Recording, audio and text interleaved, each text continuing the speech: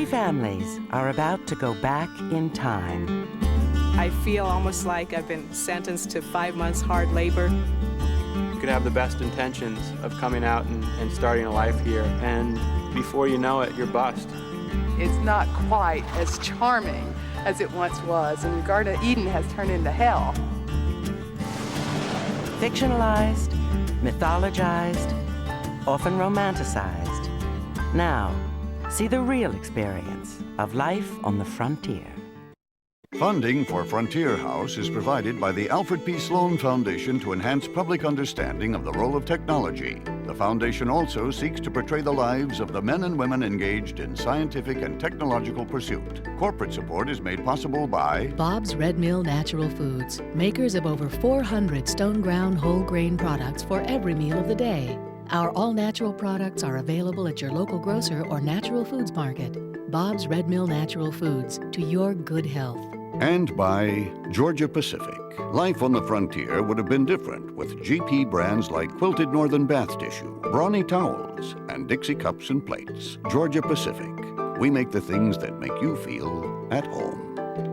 Major funding is provided by the Corporation for Public Broadcasting and by contributions to your PBS station from viewers like you. Thank you.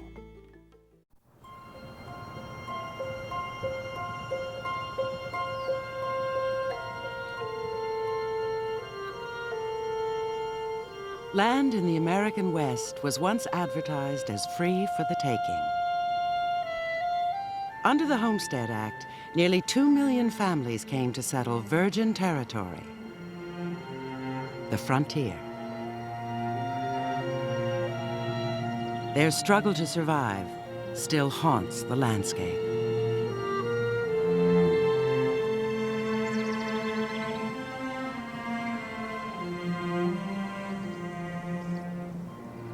Even today, the quest for the American dream echoes loudly. Now modern families are coming to test themselves. Can they endure the hardships of the pioneers?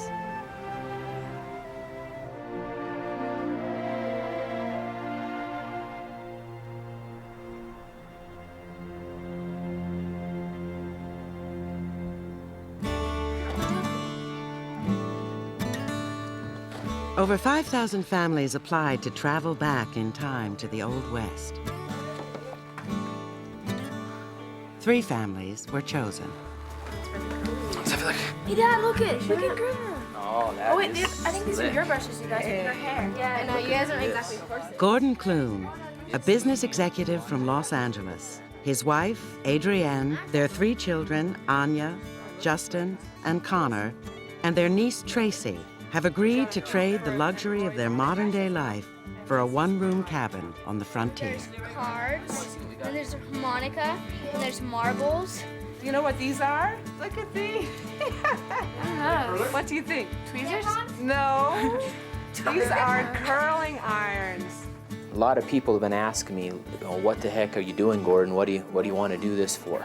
I guess they look at me as being, someone that's fairly well set, a person that has, a good standard of living, a good career, and lots of opportunities and challenges in my life. And I do. Just want to see this. Just look at this thing. I love history. America is a great country. It comes from these strong people. And I believe that we can learn so much, and personally I can grow so much by going back and understanding what our ancestors have done. In his 21st century life in California, Gordon is president of a large manufacturing company, overseeing millions of dollars and hundreds of employees. I don't think I'll be doing cordon bleu somehow on the frontier. Adrienne, an Irish immigrant to this country, is a full-time mother and homemaker. It is a huge change. I mean, we're coming from the 21st century, Southern California, where, you're pretty spoiled. You've got pretty much everything you want. I'm used to getting out, going out to nice restaurants. I'm used to traveling, and I'm used to having nice clothes. I love to shop. we're going to do something here where the family and I could work together. I guess I've been a little bit of a workaholic, and I've been traveling, and I spend a lot of time, taking care of business. And I'm not spending as much time sometimes with my family. And they're at that critical age where if I blink, it's too late. They're going to be gone. There was no typical homesteader. They came from diverse backgrounds. Overcrowded towns in the East, impoverished farms, and some embarked from Europe. So each of our families are being given a profile, weaving their lives with those of actual 19th century settlers. Son of an Irish immigrant who made his pile in the California gold rush, Gordon Clune had lived the American dream. Now, over-speculation and a dip in the Los Angeles economy threatens the family's security. With farming roots on both sides of the family, you've decided to seek a new start in the Rocky Mountains. Isn't that exciting? A Huck Finn hat. I love it. You look great. From Tennessee comes Karen Glenn, her second husband, Mark, It's Dad's. and her 2 children, Erin and Logan Patton. Embroidery. I can't embroider. Everybody back home is gonna laugh because every woman I work with embroiders, and I'm always laughing and making fun of them. Yes, All right. Yes! Poker cards! That's how we'll barter. We'll just win money off our friends. What appealed to me about this project is that I think it complements my nature. Somebody cut that ball down! Come on, Megan! Come on, Megan! Come on, Megan, win that ball! I'm not afraid of anything. Self-reliant, hardcore, feisty. Come on, yes! Nice pass! Never wanting to accept defeat. That's a lot of who I am.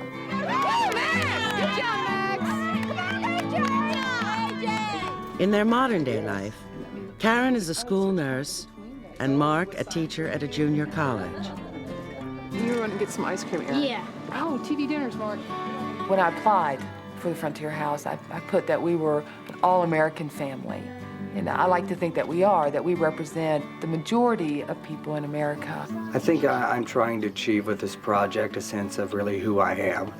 I think people don't have a chance to stop and think and reevaluate what they're going through and who they are and where they're at. My family's so adventurous, so when I presented it to them, I could have said we're taking a trip to the moon, and they'd all been in. Unable to afford farmland in Tennessee on Mark's wages as a teacher, the Glenn family has decided to relocate to Montana Territory after reading of free land being available under the Homestead Act.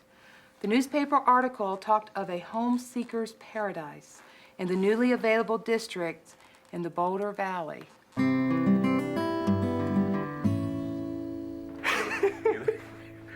You look like the preacher. Yeah, I know.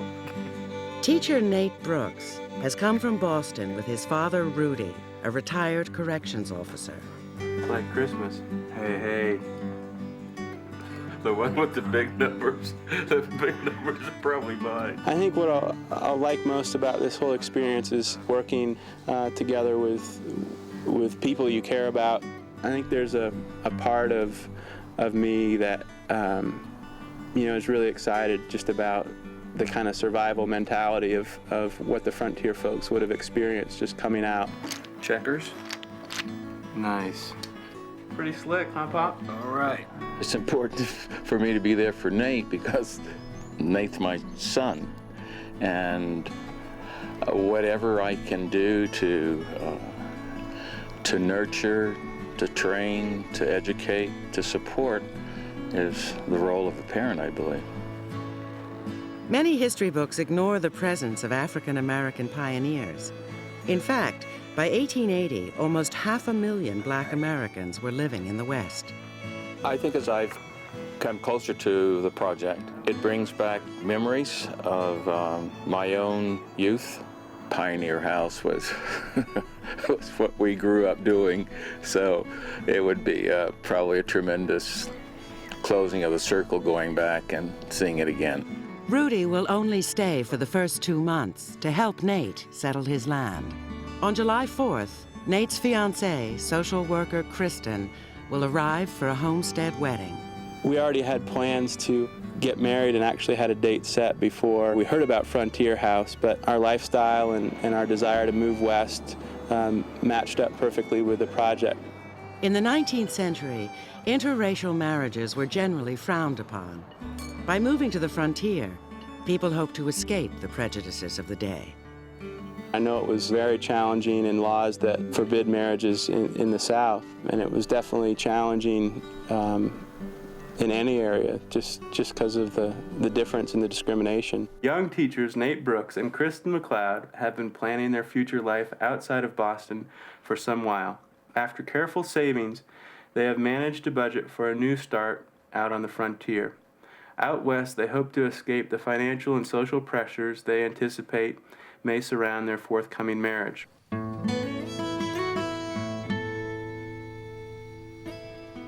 The time our families are about to revisit is 1883, the year the northern railroads linked east and west, bringing many new settlers. The place, Montana Territory, the most homesteaded area in all of America. Here in the old mining town of Virginia City, the first task is to stake a claim. Under the Homestead Act, passed during the Civil War, 160 acres were available for a nominal filing fee. Only men and single women could apply. The family member who completed the Frontier House application will sign. But in 1883, Karen Glenn would not have been able to file, having lost most of her legal rights upon marriage. Life on the frontier was harsh. 60% of the homesteaders didn't survive the 5 years required to prove up their land and secure ownership. Our challenge: can modern-day families last 5 months and prepare for a Montana winter under the same conditions? Within your own home area. Our training is being overseen by a small group of experts who specialize in the skills of the time. The way this training's gonna work is the men will be doing the roles outdoors, and we women will be working within the home. I think the main point to teach them is just basics. Cleanliness, how do you wash dishes, keeping that fire going on the stove so you have hot water to wash your hands and your dishes. Your survival depends on certain things, and your proficiency with tools is going to be one of those things. I don't think they know what they got themselves into. It's going to be a surprise to them when they find out, probably about the second or third week of their life on site here, that it's not a camping trip. You don't get to go home and take a hot shower at the end of it. They have 4 months or more that they have to live this. Get over, get down, but number one, you gotta control your horse. Anytime you're around animals, the unexpected is going to happen. And you can tell them 1,000 different things that to be aware of, but the 1,001th thing that you forgot to tell them will be the thing that gets them. Your first task is going to be to build your home. Pace yourself. It's fun. I love swinging an axe. I love physical labor. That's better. I feel like I had a tetanus shot in my right hand, but I didn't. It's just because I've been using it so much. Oh, he'll do anything to get out of chopping. The way you're going to be able to know whether your stove is warm enough is by opening the oven and putting your hand in it. I'm highly impressed with my wood stove, Bren. Isn't this fun? I've had so much fun. It didn't sit too well with me at first when we got the schedule, and it's like sewing and cooking, making bread, sanitary. You know, great. Every morning before I went to school, this is what I smelled like. On a 19th century homestead, animals were a critical part of daily life. Livestock expert Rawhide Johnson has given each family a milk cow and calf, horses, and a dog. Trying to find the right livestock for the 1883 situation that we've created here has been kind of a little tougher than I thought it was going to be. The really incredible tough spot was the milk cows. Nobody milks cows anymore, and especially hand milks them. And the enclosed dairies, of course, didn't want to relinquish any of their cows, especially period cows, because there's not very many of them. And one lady here in Montana told me that I could have her daughter and I could have her husband, but I couldn't have her milk cow. Glad to see you do that. From this point on, the families will have to feed and care for their new animals. Can I hold one? All the time. One of the dogs has recently given birth to 4 puppies. This one's the last one to have its eyes open because everyone else had their eyes open today, so finally this one's opening. These dogs are going to be a major tool in survival as they grow up. They were your early warning device if there was deer or raccoons in the garden, somebody coming to visit you, a bear coming, all those kinds of things. They kind of stay awake when you're sleeping. And so you raise them to be that. Childhood ended early on the frontier because there was so much work to do. So our children are about to experience a big change from their 21st century lives. I think there are going to be lots of things that will be hard to do for wood, like chopping firewood and making things out of wood. I never really thought of like how the children in 1880s would really have to work, like what would they have to do, like what would they have to do for entertainment and things like that. I'm gonna miss basketball tryouts. I'm gonna miss friends' parties. I'm gonna miss swimming in the summer. I think I'm gonna miss probably showers. I mean, I can't go a day without taking a shower. I think it's really gross. It's a really gross feeling. I think I'm gonna have like a hard time with it. I'll probably like flip out a couple of times. I'm going to miss my bed, a house, my trampoline, my Nintendo 64, my Super Nintendo. I think I'm out of breath. Can we say I could? Okay, this one's ready to go. All right. The families have agreed to a set of rules.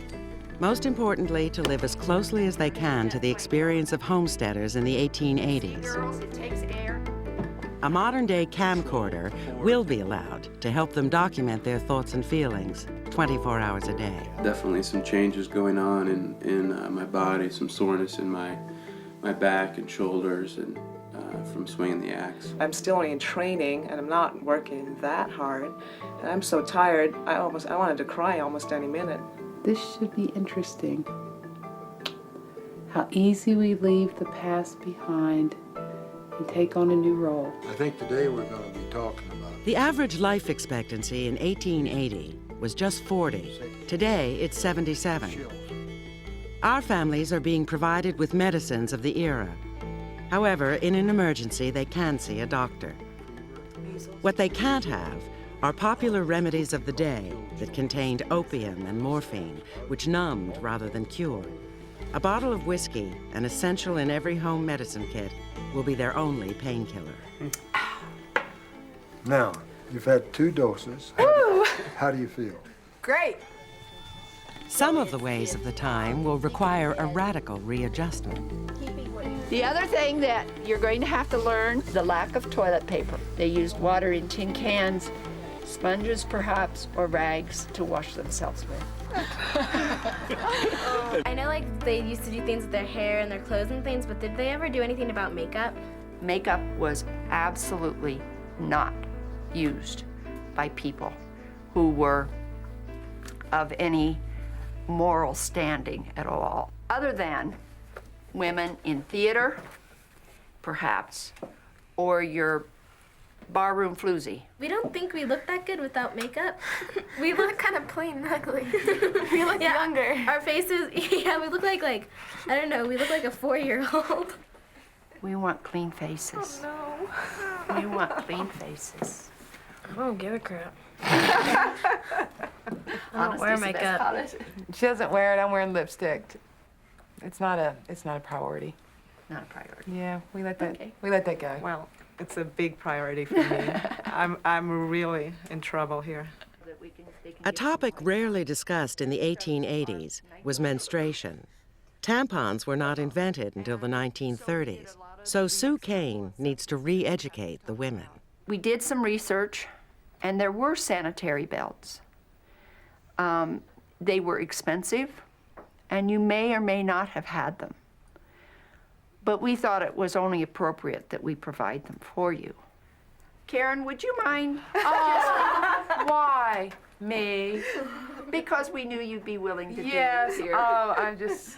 Just all you have to do is just show us that you put one leg this way. Put it all the way up. Put it up. Okay. You guys, you know what you call this in California? A diaper. Your bottoms to your bikini. It's a thong. Some crucial personal decisions have been left to our participants, such as contraception. The subject was taboo. The Comstock Act of 1873 labeled the topic obscene and threatened a $5,000 fine or 10 years hard labor for sending information or contraceptive devices through the mail. As a result, people in remote areas resorted to homemade alternatives, including the pig intestine condom. You know, so much of this project, I think, is striving for historical accuracy and authenticity. And in some cases, those items have to be replicated. And the closest modern day equivalent I would think of is a condom. You know, I think this is one of the key issues in the clash between now and then. I mean, this is probably the one. I'm taking my birth control pills. That's that. But she's gonna make me take them too, Yeah. just in case. Here, honey. No, you don't have to take those As a peach color. You backup. just take them off. It's okay.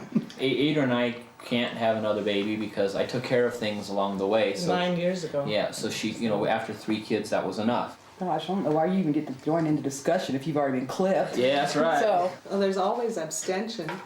You consider that? you do it, we do it. You know?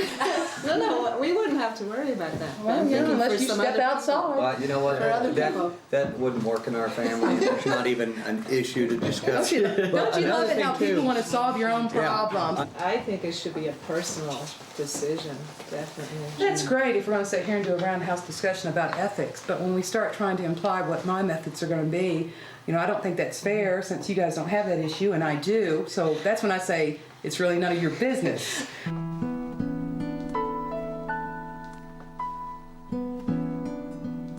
This is very interesting watching what's happening here. It's kind of a case of familiarity breeds contempt.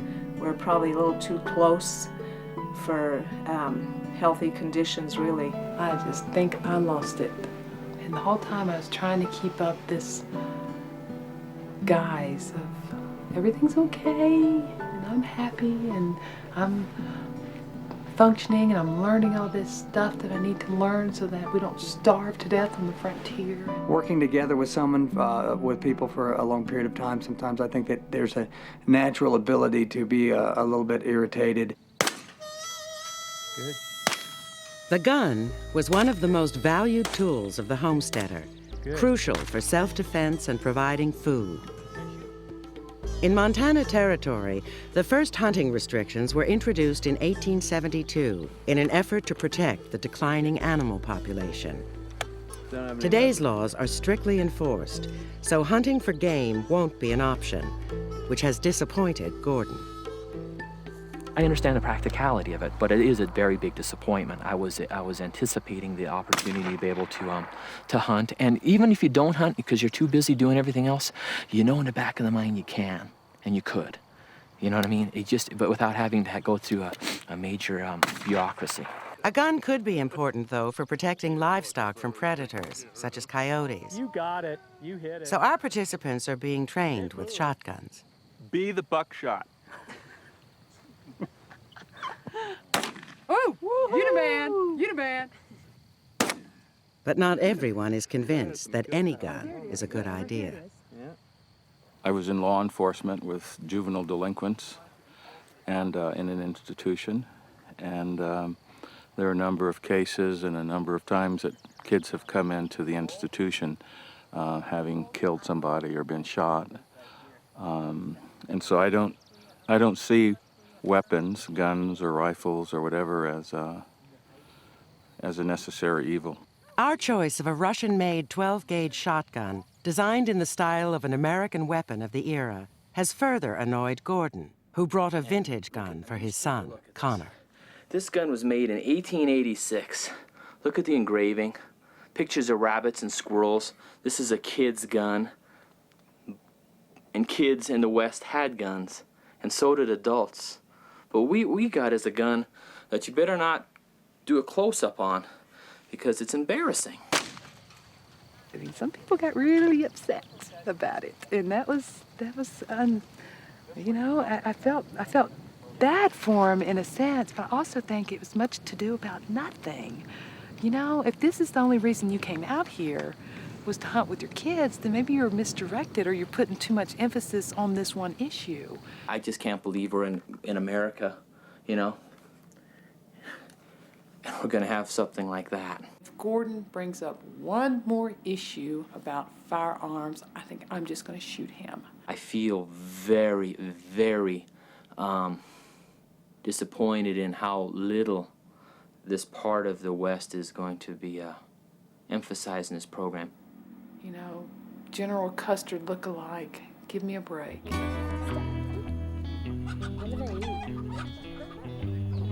With or without guns, life and death go hand in hand on the frontier.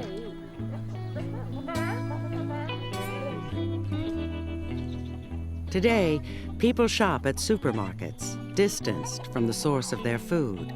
But pioneers had to tackle their basic needs head on. In a few minutes, we will be killing these birds. There are several different ways of doing it. You can wring their necks. You can chop their heads off with a hatchet. And I'm curious, how do any of you feel about that? I think it would be fun to watch. You think it'll be fun to watch? It's gonna be sad. I think it's gonna be sad.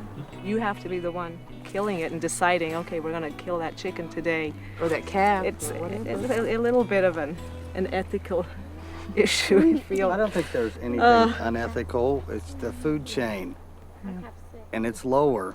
We eat, you know, chicken sandwiches or chicken nuggets or whatever, and to know that, you know, we're having to kill the chicken to get that meat is something that I feel like it's important for everybody to be in contact with and connection with. The purpose of growing them is so they can go on our tables.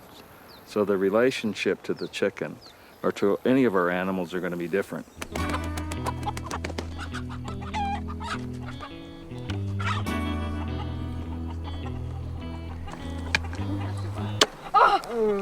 Oh no! It's still moving. Let it go so you don't get it all over you. He's suffering. No, it's already dead. Nice little feather. We're burying the heads. Because we feel bad. Can I just put this here? Stinks. It's hard to believe that these birds were sitting in a cage here just less than an hour ago. Now look at them. It's not so bad. I mean, at least you see the process from start to finish. You know, and that's kind of beautiful. You can have more of an appreciation for the food you eat and not be so wasteful. Now I still feel guilty.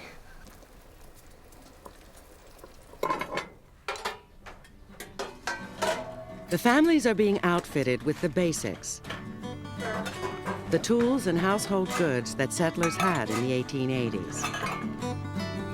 A supply of locally available food has also been provided to get them started. The food list that I put together came basically from a storekeeper's journal in the general area from where they're going to be. And what I did was I went through and categorized everything that went through that store in about a 6-month period. I just found out that this is actually supposed to be enough to keep us going for 5 weeks. And I'm a little concerned that maybe we've underestimated in places. It is going to be a big challenge for them to look at a storehouse of food and say, okay, this has got to last me for 6 weeks. Just pat her legs free. 10 days in, and the Glens have a problem. Their milk cow, Crystal, is sick. Her production has been so low that the calf's also going hungry. She is their responsibility, and they are worried about the possible consequences. On the frontier, they will depend on Crystal for milk, butter, and cheese. Are we gonna have to kill Crystal? No, sweetie, but we may have to kill her calf. I know. Because the calf competes for milk, and if, Can we keep it until its cuteness goes away? yeah, I think we can keep it till its cuteness goes away. Since the families haven't left the modern day, a vet is called to look at the problem. The fourth stomach is displaced to the left side, so by placing her on her back, rolling her to and fro, we're hopeful that we can relieve that entrapment, allow the abomasum to return to its proper position on the right side.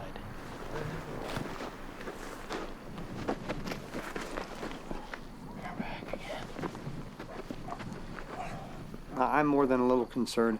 I'm worried about the animal, but I'm also worried about what do we do? What would you have done? Your milk cow's sick. She's been off her feed, hasn't produced any milk.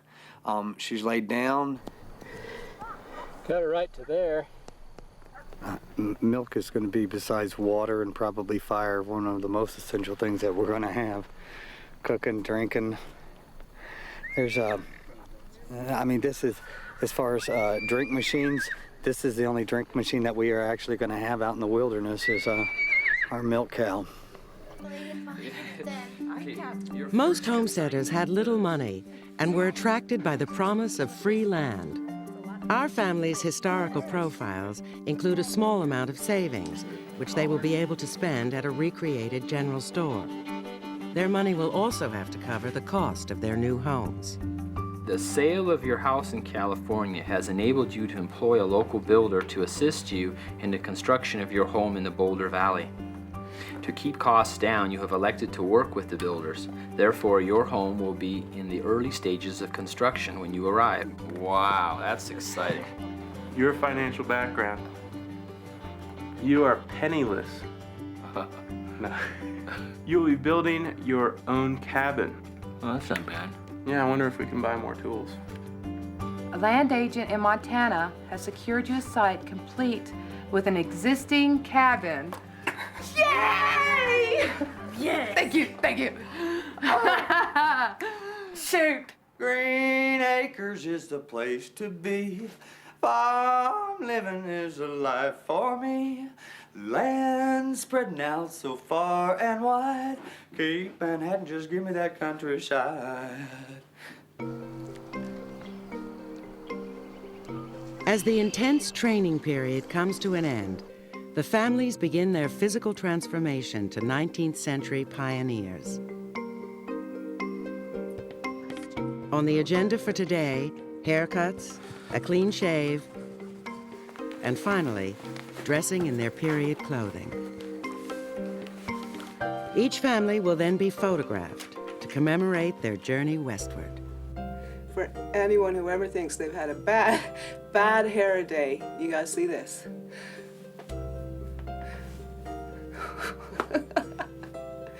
What a disaster! We put these rag curls in last night so that we'll look authentic for our photos today. And this is like the worst. I'm dying here. It's like bad enough we're not allowed to wear any makeup today, but now I gotta look like Shirley Temple as well. And just set it over here, right over here. Get out of your way. Oh. Okay. This is mine. The clothing has been handmade and researched for period accuracy. They will each be given work clothes and dress clothes to suit their new life. For the photographs, they will dress in what was commonly known as their Sunday best. That on you? Don't be stockings. I don't understand this thing. It should sit right under your breast. They're in there somewhere. Just can't find them. The women's clothing has 9 layers, from tightly laced corsets to chemises and bustle pants. Just right at the top. These are airy. Getting undressed was such a drama that the ladies' underdrawers had an open crotch to make bathroom visits a little easier. Fully dressed, each woman has gained an extra 12 pounds. Do you swear on a stack of Bibles you don't have mascara on? Only mascara. Well, that's makeup, young lady. Conor, you know these suspenders? They're meant to keep your pants high up. Why are the pants so high? Not bad, huh? Looks like you're getting ready for a wedding. Well, these aren't easy. You're looking pretty sharp, young man. You know what? Wimpy on Popeye wore this kind of suit. Ready to head to swim? Put on your hat. Let's do it. All right. Golly! Look at that. What do you think? I like it. Turn around. You can't see the whole outfit. Look at her. Golly.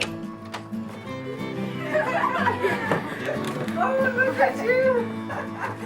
My gracious.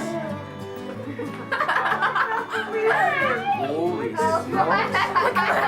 Hello, my dear. Let's have a look. Look at my butt. You just let me wear makeup. Could have looked twice as good.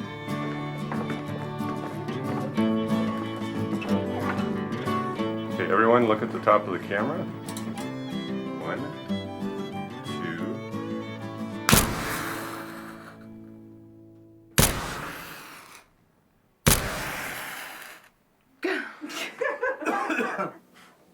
Not being allowed to wear makeup today was really a shocker. I didn't expect that. I'm expecting not to wear it on the frontier, but for today, the day when we're going to get our outfits and get in them and have our photos taken, I really thought I'd have a chance to look good.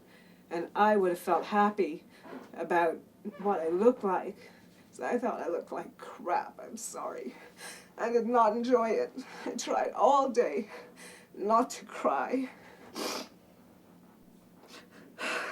The thing that's amazing is how really the 21st century woman isn't preoccupied with her covering up her body, but she is very preoccupied with putting on the makeup and putting on a mask to hide behind in her face.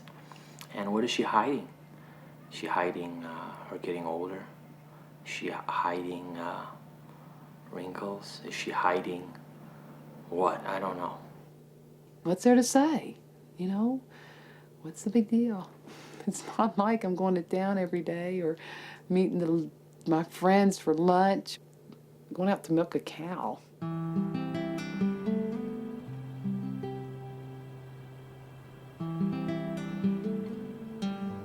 The training is complete, and now the adventure can begin.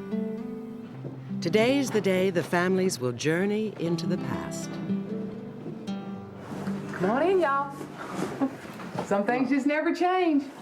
I've just been comparing the major differences between what I'm wearing and what I used to be wearing. And certain things like being able to breathe and have, you know, use the bathroom. Just those little things in life that one just appreciates and misses. We have a really easy way of getting a tent up. 2 seconds. There it is. So we just go under that tent and we're great. I like it. Most of my costume, except the bonnet. Don't fall down the stairs. My brother told me I look like a mailbox. Guess what I heard what Anya's doing? What have you heard, honey? That Anya's trying to sneak in her makeup and her hair dryer and everything that she likes. One of the big scandals of the pioneer life already, huh? Mm-hmm. I've heard a whisper, but I heard a hairdryer. Which, how crazy is that? It's the females, I think, that are trying to slip in kind of some makeup or some shampoo, get some things slided under the radar.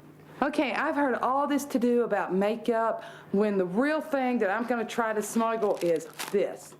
That's right, your basic, cheap, rough on the butt, industrial strength toilet paper. But oh my God, this is gonna be the most valued item I think out there. Listen to it rustle. Even the wrapping is gonna be better than what we have out there. I just don't think I can bear to leave it.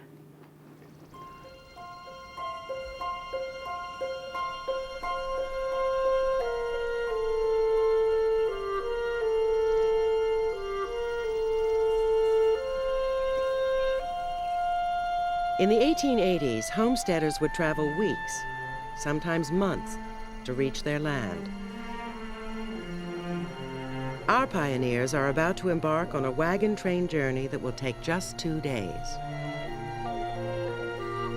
Before they leave, the families must sort through a mountain of belongings: pots, pans, tools, and food. It will be 6 weeks before they can restock. So like the settlers before them, they must make hard choices about what to bring and what to leave behind. The tripod, we need all that. We'll definitely take that for long-term storage. All right. Do you think they'll in-seat all too? I don't need it for Good. All right, so that'll actually help Yes, a little you bit. do. No. Most homesteaders traveled in farm wagons known as prairie schooners, which are actually quite small. 4 foot by about 12 to 15 foot. It wouldn't even fit the books in our house. With wagons filled beyond capacity, the trail west was often littered with items which were cast off along the way. Just watch out for the wire behind you. So we'll just start with the stuff on top first and then save room for the 2 trunks. We're loading up the wagon here, and I'm saying, I wish I had my Land Rover. It's just so much easier. What I'm trying to do is find a way to store my eggs so that they won't get broken on the trip. I've already broken 2 preparing for the trip. So it's kind of like that 5th grade science experiment where you have to pack an egg so that you can drop it off a building and not let it get broken. Mama, can we get 2 more eggs? No, unless you lay them. Darn it. As the families continue to pack, Rawhide gives Karen and Mark some bad news. Your milk cow's not doing very good. So we're going to pull her out of the wagon train and take her to the vet this afternoon. I don't know what's wrong with her. Maybe her stomach's rolled back over again, but she didn't have much of any milk this morning. She looks an awful lot better than she did last time that she was sick. And it may just be the stress level. And once she gets out on green grass and gets settled down and stuff, she may do fine. I think he's sugarcoating it. I don't know a whole lot about cows. I do know a little bit about animals, and animals don't get sick that quick again and again. I don't think she's going to make it. It's just, you know, I don't know. I feel better with people dying, maybe, than this stupid Jersey cow. It's out. We just need to get another cow up here. We need to get a cow up here now because I got a family of 4 and we're big milk drinkers. And there's, I mean, that's going to be our beverage of choice. That and water.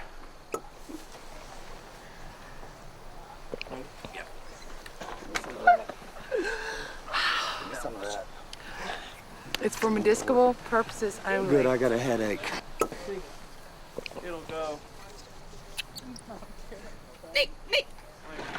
I can't wear this thing anymore. Ugh. I'll wear it when I have no work to do. We got ourselves a nice spot for the trunk. And then we can put all the heavy cast iron skillets in the middle here, like Rawhide said. We'll get it.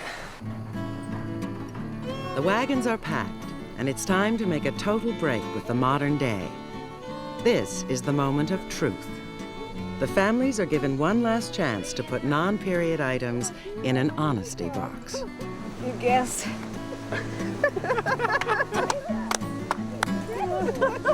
Oh no! Tweezers, lipstick, mascara, eyeshadow. It was only 3 things. Can I use it really fast? Can you use it? Well, since it's out, yeah. Can I just put lipstick on one last time? Now let's just get to the homestead. Let's get broken up. That's what we need to do. We need to break these clans apart. Let's go start our lives without the neighbors being right here in your face 24 hours a day.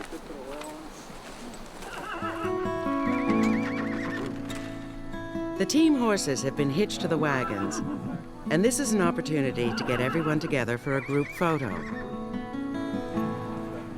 The departure of the wagon train is the moment that Rawhide has feared most.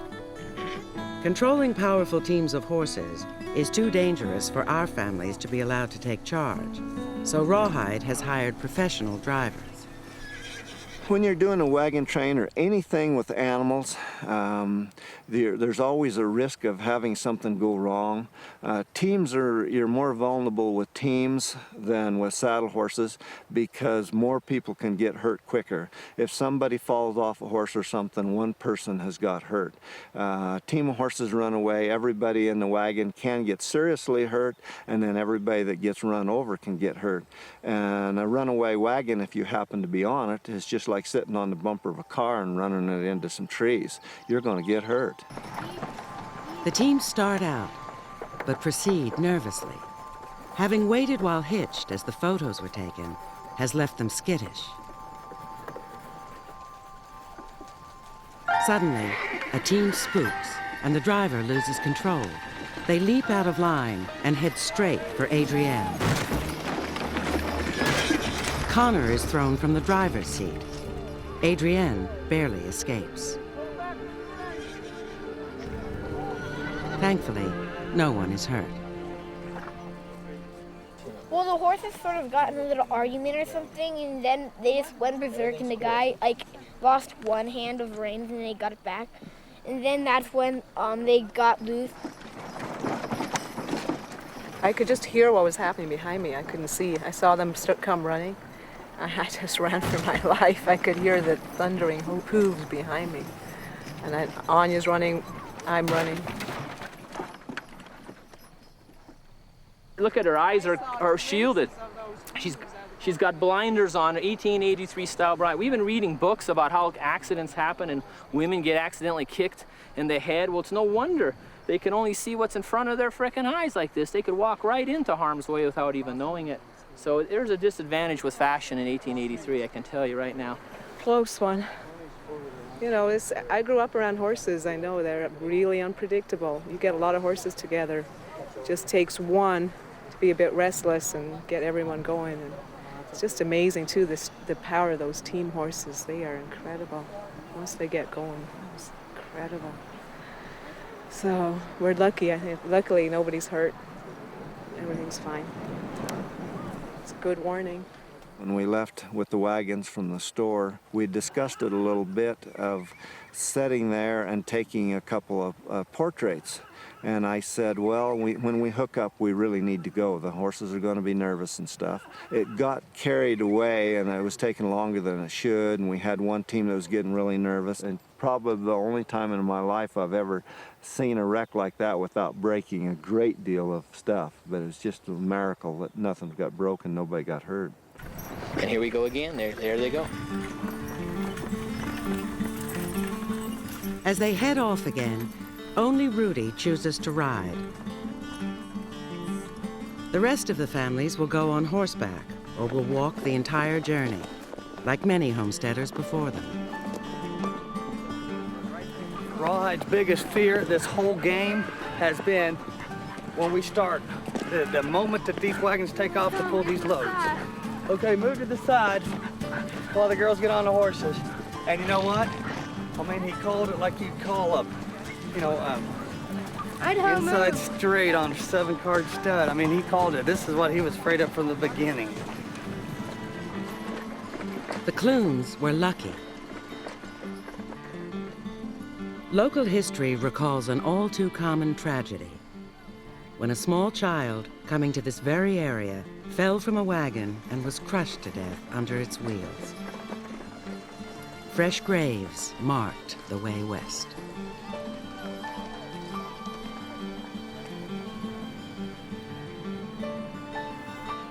Hours into their journey, and our travelers are confronted with another harsh lesson of the trail.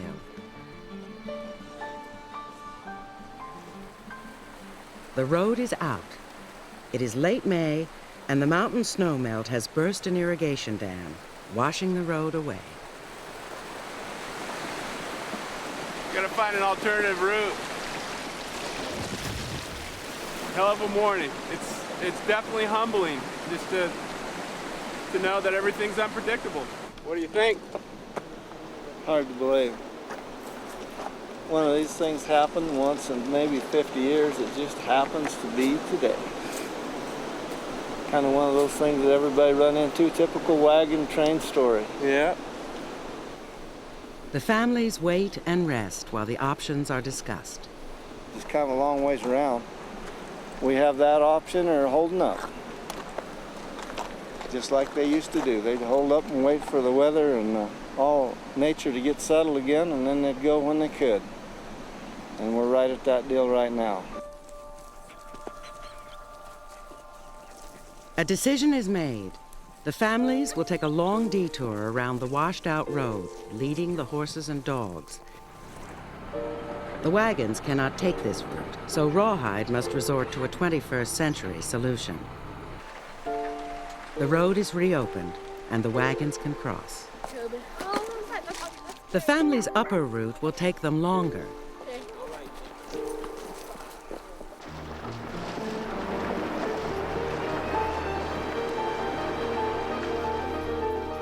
The plan is to meet up with their wagons before night falls.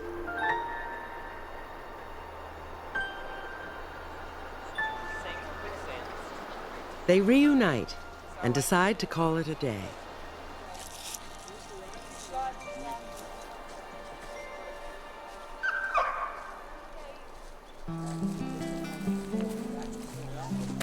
While the adults set up camp, the children try to catch dinner.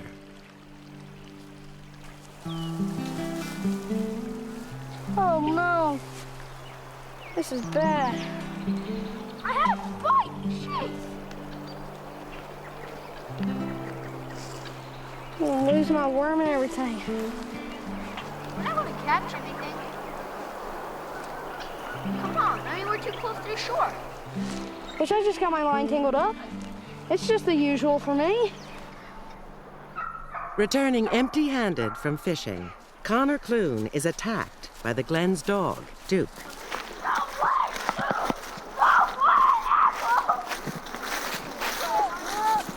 My leg. No! Ow, my leg. My leg. Yikes! It was biting so hard. No, seriously, I was just like going over to get some sticks, and then he goes bazzacco. Oh, and he starts biting my leg. I don't see where he broke the skin there, brother. Well, it felt like. I know. It feels like he did, doesn't it? If he wanted to break the skin, I think he probably could, don't you? We'll lock Duke up. We'll put Duke up. Okay. Okay. Duke's like a hunting dog. Quite a day. Probably looked like a wreck. I'm thinking that was quite an introduction to the hazards of the frontier. It was like incredible. It's just a little more real than I had anticipated.